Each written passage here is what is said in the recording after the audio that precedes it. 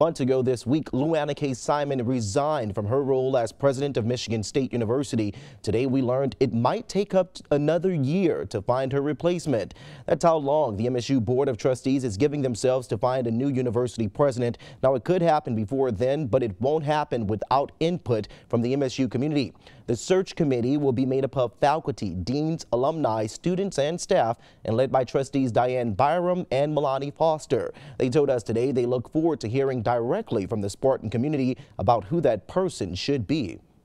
But the listening session will take from the broader MSU community what are the characteristics and qualities we should desire in our next president at Michigan State.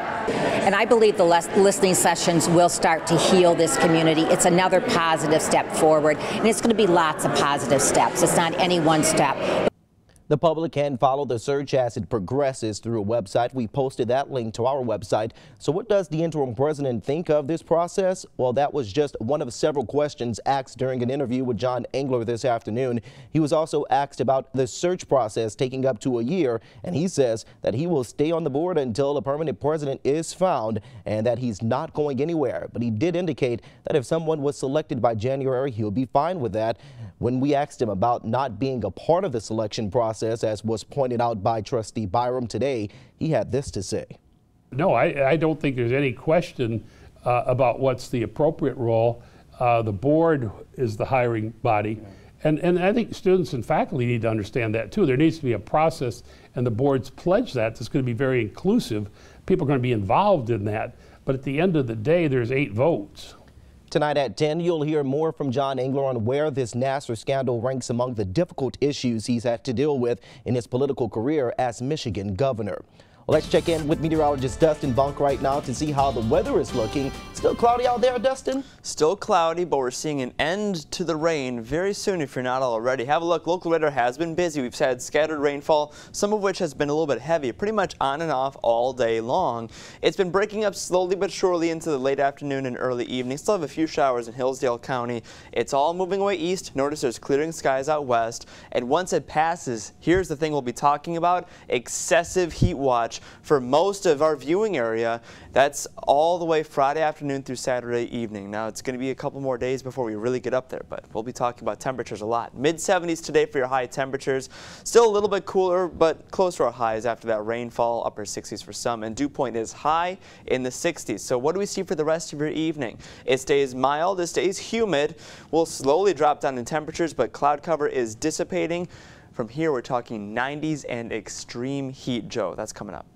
Dustin, thanks for that. We have updates on several stories we've been tracking for you. The man who intentionally drove into a crowd of protesters during a white nationalist rally is facing federal hate crimes. James Fields of Ohio was indicted on 30 counts today with hate crimes involving 1 death and several injuries. The rally took place in Charlottesville, Virginia last August, sparked by the decision to remove a Confederate statue from a city park. Fields is already facing state charges, including murder. He has been in custody since that rally. The East Pittsburgh's police officer who shot and killed an unarmed black man has been charged with his murder. 30-year-old Michael Rossfeld turned himself in today on the charge of criminal homicide. 17-year-old Antoine Rose was shot 3 times while running away from a traffic stop earlier this month. The car he jumped out of matched the description of one involved in a shooting just minutes before. Well, the U.S. is sending an expert to Thailand to help with the search for a missing soccer team. A dozen kids and their coach have been trapped somewhere in a massive cave complex since Saturday. Now, rescuers haven't been able to go any further than they went yesterday due to the flooding in the caves. A team of technical divers from the U.K. arrived today to help with the search. Now, authorities are hopeful this team is still alive. Meanwhile, parents are waiting on scene, being monitored by psychiatrists because of the highly stressful situation. And the wildfire that destroyed dozens of homes and burned more than 800 acres in Florida's Panhandle started as a controlled burn. The state's agriculture commissioner is now suspending the practice statewide. A private company was hired to burn nearly 500 acres last week. Now, it got out of control and caused massive destruction to the East Point community. Many people only had minutes to get to safety. Families are gearing up their 4th of July plans, which will likely include watching a fireworks show or setting some off themselves. But all too often, Fun with fireworks can turn into a trip to the emergency room or even worse. Erica Edwards has what you need to know about celebrating safely. What many consider good old-fashioned 4th of July fun can be extremely dangerous. Clearly demonstrated by the Consumer Product Safety Commission's annual display of what can go wrong when using fireworks. You can see that I've lost a couple of fingers. Michael Spencer has had more than 11 surgeries on his hands and arms after a 2015 fireworks accident. I loaded the mortar into the tube and I held the tube above my head. And I listened to the fuse burn down and I heard a very loud bang. Michael is lucky. Look at what could have happened.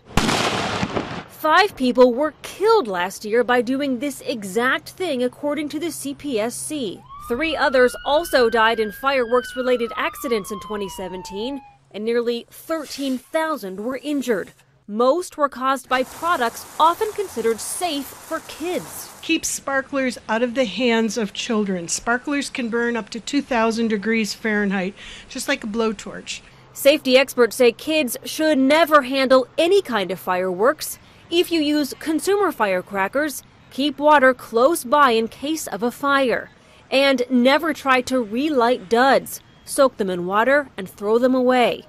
Better yet, leave the fireworks displays to the professionals. That was Erica Edwards reporting. Now,